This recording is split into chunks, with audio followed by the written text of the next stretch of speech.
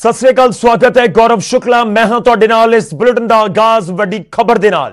वड्डी खबर एक बयान दे नाल जुड़ी हुई है जिस दे उत्ते जे दावा उन्हां दा मन्निया जावे, यकीन किया जावे तां अगले 1-2 दिन दे विच इस पूरे अंदोलन केंद्र ते किसानां दे विचाले रेड़का खत्म हो सकता है। जी हां, किसान अंदोलन दे उत्ते हरियाणा के डिप्टी सीएम दुष्यंत चौटाला दे वल्लों वड्डा बयान दिता गया है। दुष्यंत चौटाला दावा कर रहे ने वड्डा कि 24 ਤੋਂ 48 घंटियां दे विच निकल सकता है गलबात का सिट्टा। अज कई केंद्रीय मंत्रियों के नाल गलबात की है। दुष्यंत चौटाला ने दिल्ली के विच पहुंच के खेतीबाड़ी मंत्री नरेंद्र सिंह तोमर, रक्षा मंत्री राजनाथ सिंह उन्हां दे नाल भी मुलाकात की गई दुष्यंत चौटाला दे वल्लों। ते उस तो बाद जो मीडिया के नाल गलबात कर रहे सी तो उन्होंने जिक्र कर दिता कि 24 ਤੋਂ 48 घंटियां च निकल सकता है गलबात का सिट्टा। मतलब साफ है कि 24 ਤੋਂ 48 घंटे यानी अगले 1 या 2 दिन दे विच इस पूरी गलबात के जरिए जिहड़ा पूरा रेड़का वो खत्म हो सकता है, यानी कि समझौता यानी कि गलबात बन सकती है। तो वड्डा आगू हरियाणा का वड्डा आगू जो कि जेजेपी के नाल जुड़े हुए ने, इस समय सरकार दे विच ने, बीजेपी के नेड़े दे मन्ने जाते हैं क्योंकि सरकार च ने डिप्टी सीएम भी ने। उन्होंने जाके केंद्र के मंत्रियों नाल वड्डे चेहरिਆਂ ਦੇ ਨਾਲ गलबात की है। तो उस तो बाद वो बयान दे रहे हैं कि बस 24 ਤੋਂ 48 घंटे की गल है, बस 1 ਤੋਂ 2 ਦਿਨਾਂ ਦੀ ਹੁਣ गल है। धरना प्रदर्शन खत्म हो जाएगा, गलबात बन जाएगी, किसानों ते केंद्र के विचाले समझौता हो जाएगा। तो ये वड्डी स्टेटमेंट दुष्यंत चौटाला के वल्लों दी गई है। 6 दौर की लंबी बातचीत किसान संगठनों के लीडर्स में और सेंट्रल गवर्नमेंट में रही है और मैं होपफुल हूँ जिस तरीके से चर्चा केंद्र सरकार कर रही है कि वो भी चाहती है कि इस पे नतीजे निकले और जिससे किसानी का भी लाभ हो। जो उनके सुझाव थे केंद्र ने लिखित में अधिकतम मानने का काम किया है। 1-2 सुझावों पे कहीं आज भी कोई स्टैंड ऑफ है तो उसको केंद्र भी क्लियर करने को तैयार है, मगर चर्चा वार्ता का ही नतीजे लेकर आएगा। और मैं उम्मीद रखता हूँ कि अगले 24 से 48 घंटे के बीच में फाइनल दौर की चर्चा कर इस पे कुछ कंक्लूसिव केंद्र सरकार और किसान संगठन रिजल्ट ला पाए। हुण अगली खबर का रुख करते हैं। किसान अंदोलन के उत्ते केंद्रीय मंत्री पीयूष गोयल का भी एक बड़ा बयान सामने आया। उन्होंने कहा कि ज्यादातर किसान खेती कानूनों के हक दे विच ने। ये पीयूष गोयल कहते नजर आ रहे हैं तो कह रहे हैं कि जे कोई शंका तो गलबात के लिए हमेशा राह खुले ने।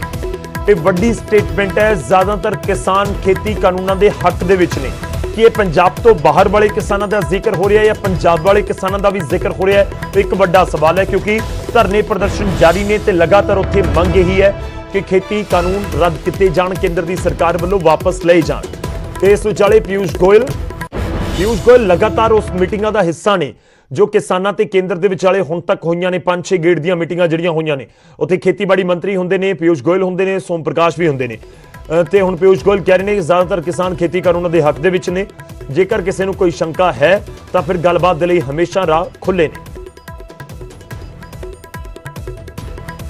समाधान इस प्रकार से नहीं निकलता है कि बस एक ही बात बोल के आप उठ जाओ।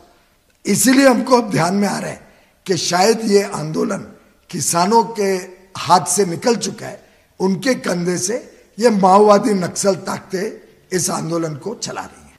और नक्सल और माओवादी इनके एंटीसीडेंट्स हैं, कई सारे केसेस हैं इनके ऊपर अलग अलग जगह पे वो चल रहे हैं।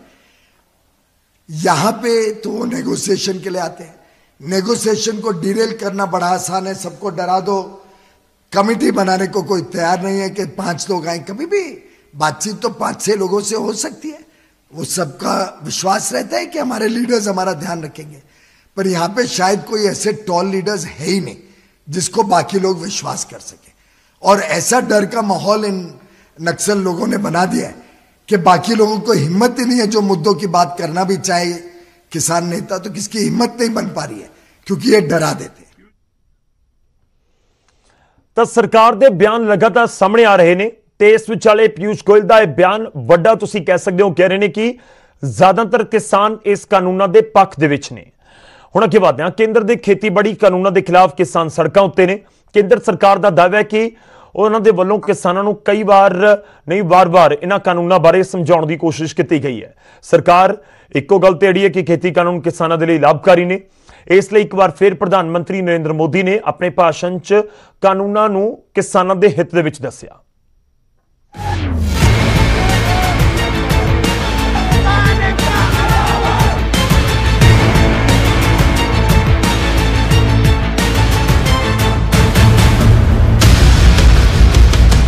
किसान खेती कानूनों को रद्द करवाने की जिद उत्ते अड़े ने तो केंद्र सरकार ने भी साफ कर दिता है कि कानून किसी हाल दे विच वापस नहीं होंगे।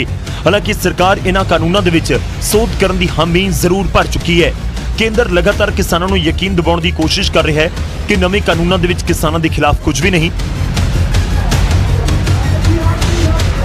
खुद प्रधानमंत्री मोदी इन्हां कानूनों बारे हर भंबल भूसे नूं साफ करने विच जुट चुके ने। शनिवार नूं फिक्की दे एक समागम दौरान भी प्रधानमंत्री मोदी खेती कानूनों बारे खुल के बोले। उन्होंने अपने संबोधन दे विच दोहराया कि यह कानून देश के किसानों की किस्मत बदल देंगे। आज भारत का एग्रीकल्चर सेक्टर पहले से कहीं अधिक वाइब्रेंट हुआ है। आज भारत के किसानों के पास अपनी फसल मंडियों के साथ ही बाहर भी बेचने का विकल्प है।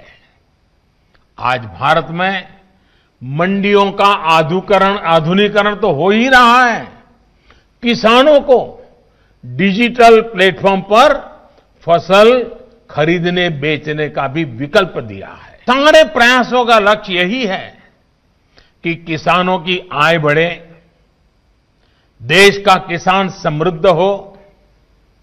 जब देश का किसान समृद्ध होगा तो देश भी समृद्ध होगा।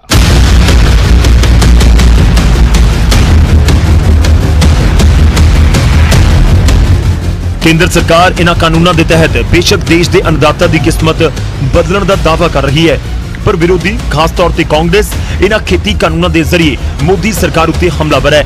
राहुल गांधी ने एक बार फिर ट्वीट करके मोदी सरकार को घेरिया। किसानी संघर्ष दौरान किसानों की मौत का हवाला दिंदियां राहुल गांधी ने केंद्र को सवाल किया कि होर किन्ने किसानों को इस संघर्ष दे विच अपनी जान गवाउणी पवेगी।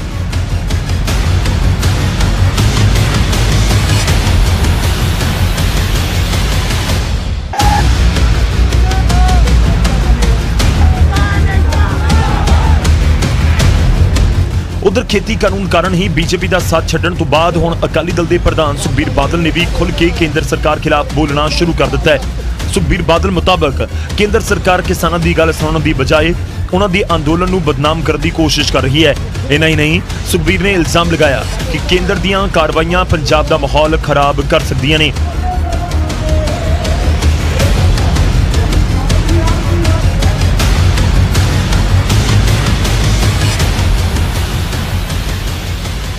मैं यही कहना चाहना प्रधानमंत्री नूं मैं बेनती करना चाहना, साडे थोड़े परिवार बैठे है, जे प्रधानमंत्री थोड़ी माता जी बाहर बैठे होंदे या थोड़े कोई रिश्तेदार बंदे, थोनू की लगदा आ सारे थोड़े परिवार है, आ जिंदे किसान बैठे है थोड़े परिवार बैठे है, ठंड च बैठे है।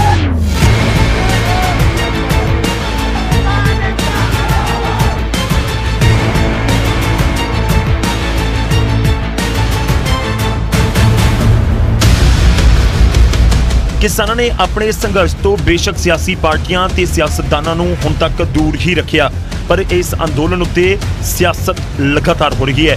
हालांकि केंद्र सरकार तिन्ने खेती कानून वापस लैण दे फिलहाल मूड च नहीं, पर सरकार ने एक बार मुड़ तो किसानों दे नाल रुकी गलबात अगे तोड़न की कोशिश की है। Bureau report, news 18 Punjab.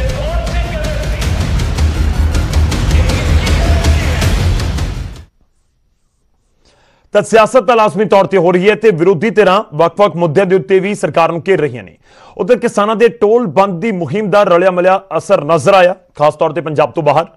किते तां सवेर तो ही किसानों ने टोल प्लाज़िਆਂ के उत्ते डेरे लगा लए गए, किते पुलिस सुरक्षा करके टोल प्लाज़ा ते काम आम दिनों की तरह ही जारी रहा।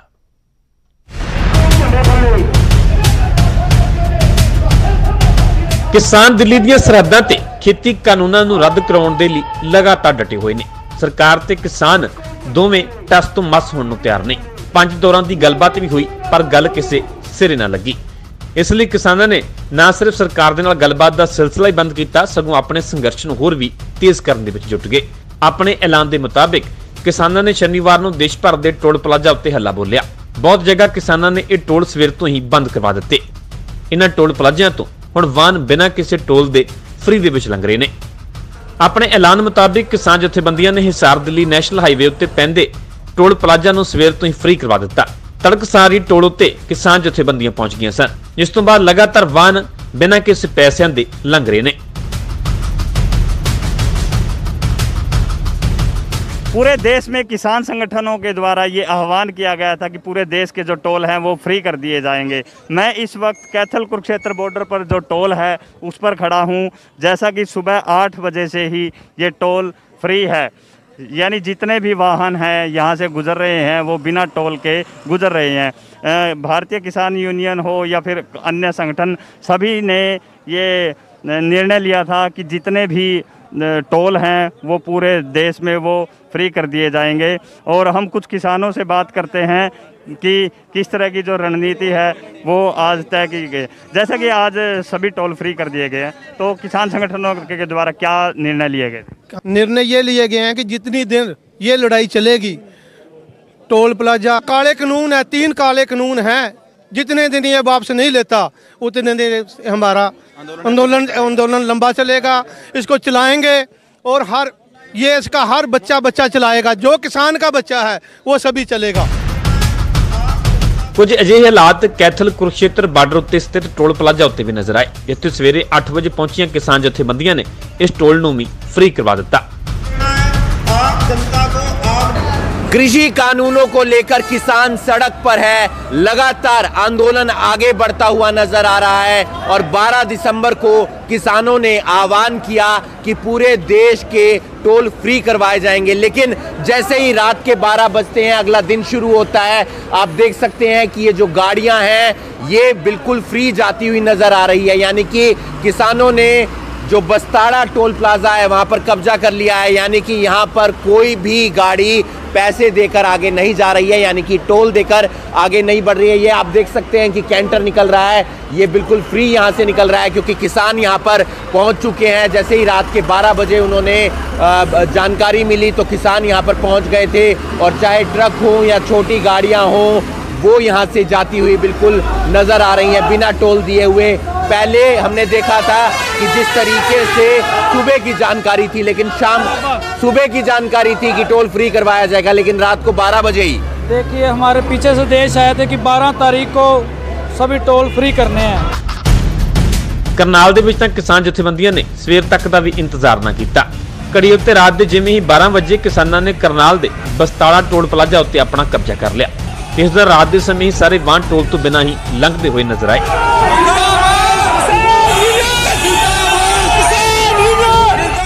और आप देख सकते हैं कि इस वक्त मैं दिल्ली जयपुर एक्सप्रेसवे पे मौजूद हूँ, NH 48 पर, जहाँ पर टोल पूरी तरीके से लिया जा रहा है और यहाँ पर टोल फ्री नहीं है किसी भी प्रकार से। यहाँ पर कोई किसान जत्थेबंदी मौजूद नहीं है। सुचारू रूप से जैसे कि रोजाना यहाँ से गुजरने वाली हर गाड़ी को, हर वाहन को टोल देना पड़ता था, आज भी वो टोल देकर ही यहाँ से आगे की ओर प्रस्थान कर रहे हैं। बात करना चाहेंगे आज का टोल कैसा है। पहले देखिए आपके लोग आ गए हैं, गाड़ियाँ आ रही हैं, फास्टैग लगा हुआ है। फास्टैग से ट्रैफिक की भी सुविधा थोड़ी यहाँ पे देखने को मिलती है। क्या लग रहा है आपको, आज कुछ हुआ या होने वाला है? आज हमें तो नहीं लग रहा है, सुबह से अभी तो कोई कुछ नहीं, ना कल आए कोई किसान, ना आज ही आ रहे हैं। पहले जैसे ये टोल चल रहा है, यहाँ पर टोल जैसा चलता था वैसे ही चल रहा है और नाकेबंदी पे गाड़ियों की आवाजाही सुचारू रूप से चल रही है। किसी भी प्रकार से यहाँ पे कोई किसान जत्थेबंदी मौजूद नहीं है। शांतिपूर्वक यहाँ पर रोजाना दिनचर्या के हिसाब से गाड़ियों का आना जाना हो रहा है। हालांकि कुंडली मनेसर पलवल एक्सप्रेस वे उत्ते भारी पुलिस बल तैनात कर दिता गया, जिस दे चलदियां सवेरे तां वाहनां तो टोल लिया जा रहा सी, पर बाद दे विच किसान जत्थेबंदियां इत्थे पहुंचण तो बाद पुलिस ते किसानां दे विचाले स्थिति टकराव वाली बन गई। किसानां नूं रोकण दे लई कुछ अजिही तैयारी प्रशासन दे वल्लों दिल्ली जयपुर एक्सप्रेस वे उत्ते भी नजर आई। इत्थे सवेर तो भारी पुलिस बल तैनात किया गया तां जो किसानां नूं टोल वल वधण तो रोकिया जा सके। Bureau report, news 18 Punjab.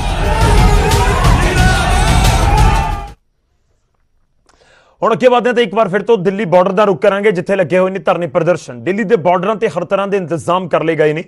Mini dental ਹਸਪਤਾਲ ਤੱਕ ਬਣਾ ਲਿਆ ਗਿਆ, ਜਿਸ ਦੇ ਵਿੱਚ ਮੋਹਾਲੀ ਦੀ ਟੀਮ ਦੇ ਵੱਲੋਂ ਫ੍ਰੀ ਜਾਂਚ ਉੱਥੇ ਕੀਤੀ ਜਾ ਰਹੀ ਹੈ।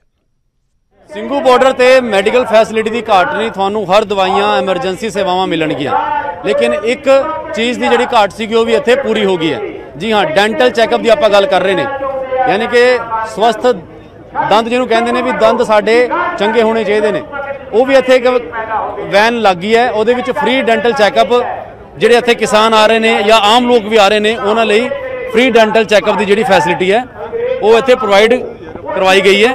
ਕੈਂਪ ਹੈ, ਤੁਹਾਨੂੰ ਉਹ ਵੀ ਦਿਖਾਵਾਂਗੇ ਔਰ ਉਸ ਗੱਡੀ ਦੇ ਅੰਦਰ ਵੀ ਤੁਹਾਨੂੰ ਲਿਜਾਵਾਂਗੇ ਕਿ ਰੋਜ਼ਾਨਾ ਕਿੰਨੇ ਇੱਥੇ ਪੇਸ਼ੈਂਟ ਆ ਰਹੇ ਨੇ, ਕੀ ਉਹਨਾਂ ਦੀ ਪ੍ਰੋਬਲਮ ਹੈਗੀ ਹੈ। ਮੋਹਾਲੀ ਦੇ ਡਾਕਟਰ ਆਹਲੂਵਾਲੀਆ ਸਾਡੇ ਨਾਲ ਮੌਜੂਦ ਨੇ। ਮੋਹਾਲੀ ਦੇ ਤੁਸੀਂ ਸਰ ਆਏ ਹੋ ਲੈ ਕੇ, ਗੱਡੀ ਇੱਥੇ ਲੱਗੀ ਹੈ ਔਰ ਇਹਦੀ ਘਾਟ ਸੀਗੀ ਕਿਉਂਕਿ ਬਾਕੀ ਅਸੀਂ ਸਾਰੇ ਦੇਖਿਆ ਸਾਰਾ ਲੰਗਰ ਚੱਲਦਾ ਪਿਆ, ਸਾਰੀ ਦਵਾਈਆਂ ਸਭ ਕੁਝ ਹੈ। ਡੈਂਟਲ ਚੈੱਕਅਪ ਦੀ ਪੂਰੀ ਤੁਸੀਂ ਇੱਥੇ ਸੈਟਅਪ ਲਾਇਆ ਹੋਇਆ, ਕਿਹੜੀ ਕਿਹੜੀ ਮਸ਼ੀਨਾਂ ਨੇ, ਕਿੰਨੇ ਡਾਕਟਰ ਨੇ ਇੱਥੇ? ਸਾਡੇ ਕੋਲ 3 ਡਾਕਟਰ ਨੇ, ਡੈਂਟਲ ਡਾਕਟਰਸ, ਔਰ ਇਸ ਦੇ ਅੰਦਰ ਹੈਗਾ ਸਾਰਾ ਇਲਾਜ ਜਿਹੜਾ ਹੈਗਾ, ਇਕੱਲਾ ਚੈੱਕਅਪ ਨਹੀਂ, ਸਾਰਾ ਇਲਾਜ ਤੁਸੀਂ ਦੇਖੋਗੇ ਅੰਦਰੋਂ ਬੱਸ ਤੋਂ, ਸਾਰਾ ਇਲਾਜ ਇੱਥੇ ਨਾਲ ਦੇ ਨਾਲ ਹੋ ਸਕਦਾ ਹੈਗਾ।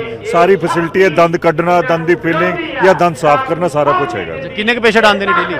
ਐਵਰੇਜ ਸਾਡੇ ਕੋਲ 92 ਪੇਸ਼ੈਂਟ ਦੀ ਐਵਰੇਜ ਹੈ, ਕਿਸੇ ਦਿਨ 100 ਹੁੰਦੇ ਨੇ, ਕਿਸੇ ਦਿਨ 88 ਹੁੰਦੇ ਨੇ, 92 ਦੀ ਐਵਰੇਜ ਚੱਲਦੀ ਪਈ। ਇਹ ਵੈਨ ਜਿਹੜੀ ਹੈਗੀ ਹੈ ਇਹਦੇ ਅੰਦਰ ਚੱਲਾਂਗੇ, ਅਸੀਂ ਦੇਖਾਂਗੇ ਇੱਥੇ ਪੂਰਾ ਵੈਨ ਦੇ ਅੰਦਰ ਸੈਟਅਪ ਲਾਇਆ ਹੋਇਆ ਜੀ ਇਹ ਪੂਰੀ, ਔਰ ਪੇਸ਼ੈਂਟ ਇੱਥੇ ਇੱਕ ਬੈਠੇ ਨੇ। ਕੀ ਮੇਨ ਕੀ ਦਿੱਕਤਾਂ ਆਉਂਦੀਆਂ ਨੇ ਕਿਉਂਕਿ ਡੈਂਟਲ ਕੈਂਪ ਹੈ, ਜਿਹੜੇ ਇੱਥੇ ਆਉਂਦੇ ਨੇ ਪੇਸ਼ੈਂਟ? ਬੇਸਿਕਲੀ ਜਿਹੜੀ ਲੋਕਾਂ ਨੂੰ ਇੱਥੇ ਪ੍ਰੋਬਲਮ ਹੈਗੀ ਹੈ, ਮੂੰਹ 'ਚ ਸੋਜਾ ਆਇਆ ਹੋਇਆ ਜਾਂ ਸਵੈਲਿੰਗਸ ਹੋਈਆਂ ਹੋਈਆਂ। ਕੀ ਪ੍ਰੋਬਲਮ ਹੈ ਤੁਹਾਨੂੰ? ਮੈਂ ਦਾੜ ਠੰਡਾ ਲੱਗਦਾ ਵਾ, ਦਾੜ 'ਚ ਹਾਂਜੀ ਦਰਦ ਰਹਿੰਦਾ ਸੀ ਤੇ ਮੈਂ ਵੈਸੇ ਠੰਡਾ ਲੱਗਦਾ ਵਾ, ਠੰਡਾ ਲੱਗਦਾ ਕੀ ਖਾਣਾ? ਹਾਂਜੀ ਹਾਂਜੀ ਤੇ ਉਹਦਾ ਟ੍ਰੀਟਮੈਂਟ ਇੱਥੇ ਹੋ ਰਿਹਾ? ਹਾਂਜੀ ਹਾਂਜੀ। ਤਾਂ ਇੱਕ ਤਰ੍ਹਾਂ ਦਾ ਪੂਰਾ ਮਿਨੀ ਡੈਂਟਲ ਹਸਪੀਟਲ ਇਸ ਵੈਨ ਦੇ ਅੰਦਰ ਸੈਟਅਪ ਕੀਤਾ ਹੋਇਆ। ਮੋਹਾਲੀ ਦੇ ਨੇ ਡਾਕਟਰ ਆਹਲੂਵਾਲੀਆ ਨੇ। ਕਿੰਨੀ ਤੁਹਾਡੀ ਟੀਮ ਇੱਥੇ ਆਈ ਹੋਈ ਹੈ ਜੀ? ਸਾਡੇ 3 ਡਾਕਟਰਸ ਆਏ ਹੋਏ ਨੇ, ਔਰ ਲੋਕ ਸਾਡੇ ਡਾਕਟਰਾਂ ਦੇ ਅੰਦਰ ਵੀ ਇੰਨਾ ਜੋਸ਼ ਹੈਗਾ, ਉਹ ਹਰ 5 ਤੋਂ 7 ਦਿਨ ਬਾਅਦ ਸਾਡੇ 3 ਡਾਕਟਰਸ ਚੇਂਜ ਹੁੰਦੇ ਨੇ। ਅਤੇ ਤਸਵੀਰਾਂ ਦੇਖੀਆਂ ਨੇ ਕਿ ਇੱਕ mini setup, mini dental hospital ਇਸ ਵੈਨ ਦੇ ਅੰਦਰ ਪੂਰਾ ਸੈਟਅਪ ਹੈ, ਹਰ ਚੀਜ਼ ਤੁਹਾਨੂੰ ਇੱਥੇ ਮਿਲੇਗੀ। ਇਹ ਇੱਕ ਮਿਨੀ ਹਸਪੀਟਲ, ਡੈਂਟਲ ਹਸਪੀਟਲ ਤੁਸੀਂ ਇੱਥੇ ਦੇਖ ਰਹੇ ਹੋ, ਉਹ ਵੀ ਇੱਥੇ ਸੈਟਅਪ ਕਰਤਾ ਹੋਇਆ ਨੇ। ਇਹੀ ਇਸ ਅੰਦੋਲਨ ਦਾ ਖਾਸ ਪਹਿਲੂ ਹੈ। ਵੀਡੀਓ ਜਰਨਲਿਸਟ ਵਿਨੋਦ ਦੇ ਨਾਲ ਉਮੇਸ਼ ਸ਼ਰਮਾ, ਸਿੰਘੂ ਬਾਰਡਰ, ਦਿੱਲੀ। ਤੇ ਸਿੰਘੂ ਬਾਰਡਰ ਦਾ ਅਸੀਂ ਤੁਹਾਨੂੰ ਰਿਪੋਰਟ ਦਿਖਾਈ ਹੈ। ਹੁਣ ਤੁਹਾਨੂੰ ਲੈ ਕੇ ਚੱਲਦੇ ਹਾਂ ਦੂਜੇ ਬਾਰਡਰ, ਯਾਨੀ ਕਿ ਟਿਕਰੀ ਬਾਰਡਰ ਤੇ ਵੀ ਮਲੇਰਕੋਟਲੇ ਤੋਂ ਕੁਝ ਲੋਕ ਪਹੁੰਚੇ ਨੇ। ਮੁਸਲਿਮ ਭਾਈਚਾਰੇ ਦੇ ਨਾਲ ਸੰਬੰਧਿਤ ਇਹ ਲੋਕ ਸਬਜ਼ੀਆਂ ਲੈ ਕੇ ਪਹੁੰਚੇ ਅਤੇ ਲੰਗਰ ਸੇਵਾ ਦੇ ਵਿੱਚ ਆਪਣਾ ਹਿੱਸਾ ਪਾ ਰਹੇ ਨੇ। ਇਸ ਵਕਤ ਦਿੱਲੀ ਦੇ ਟਿਕਰੀ ਬਾਰਡਰ ਤੇ ਖੜੇ ਹੋਏ ਹਾਂ ਔਰ ਤਸਵੀਰਾਂ ਦੇ ਜ਼ਰੀਏ ਤੁਸੀਂ ਦੇਖ ਸਕਦੇ ਹੋ ਕਿ ਵੱਖ-ਵੱਖ ਭਾਈਚਾਰੇ ਦੇ ਲੋਕ ਇੱਥੇ ਕਿਸਾਨਾਂ ਦੀ ਸੇਵਾ ਲਈ ਪਹੁੰਚੇ ਹੋਏ ਨੇ। ਉਹਨਾਂ ਨਾਲ ਗੱਲਬਾਤ ਕਰਾਂਗੇ। ਕਿਹੜੀ ਜਗ੍ਹਾ ਤੋਂ ਆਏ ਹੋ ਜੀ? ਮਲੇਰਕੋਟਲੇ ਤੋਂ ਆਏ ਜੀ। ਉਗਰਾਹਾਂ ਪਸੰਦ ਰੱਖਦੇ ਜੀ ਅਸੀਂ ਮਲੇਰਕੋਟਲੇ ਤੋਂ ਆਏ ਜੀ, ਆਪਣੇ ਭਾਈ ਸਿੱਖ ਵਾਸਤੇ ਸਬਜ਼ੀ ਵੰਡਣ ਵਾਸਤੇ। ਜੋ ਸਾਡੇ ਭਾਈ ਜੋ ਸਮਰਥਨ ਦੇ ਰਹੇ ਨੇ, ਅਸੀਂ ਉਹਨਾਂ ਵਾਸਤੇ ਸਬਜ਼ੀ ਦੁੱਧ ਦਾ ਲੰਗਰ ਲੈ ਕੇ ਆ ਰਹੇ ਹਾਂ ਮਲੇਰਕੋਟਲੇ। ਸਾਡੇ ਹੋਰ ਭਾਈ ਸਾਥੀ ਵੀ ਨਾਲ ਆ ਰਹੇ ਨੇ। ਕਿੰਨੇ ਦਿਨਾਂ ਤੋਂ ਲਗਾਤਾਰ ਇਹ ਲੰਗਰ ਲਿਆਂਦਾ ਜਾ ਰਿਹਾ? ਅਸੀਂ ਅੱਜ ਪਹਿਲੀ ਵਾਰ ਲੈ ਕੇ ਆਏ ਜੀ। ਤਾਂ ਔਰ ਕਿੰਨੇ ਹੋਰ ਦਿਨਾਂ ਤੱਕ ਇਹ ਜਾਰੀ ਰਹੇਗਾ? ਕੁੰਡਲੀ ਪੱਟੇ ਚੱਲ ਰਿਹਾ ਲੰਗਰ ਜੀ, ਉਧਰ ਚੌੜਾ ਚੱਲ ਰਿਹਾ, ਕੁੰਡਲੀ ਪੱਟੇ ਤੇ ਚੱਲ ਰਿਹਾ ਲੰਗਰ ਸਾਡਾ ਉਧਰ।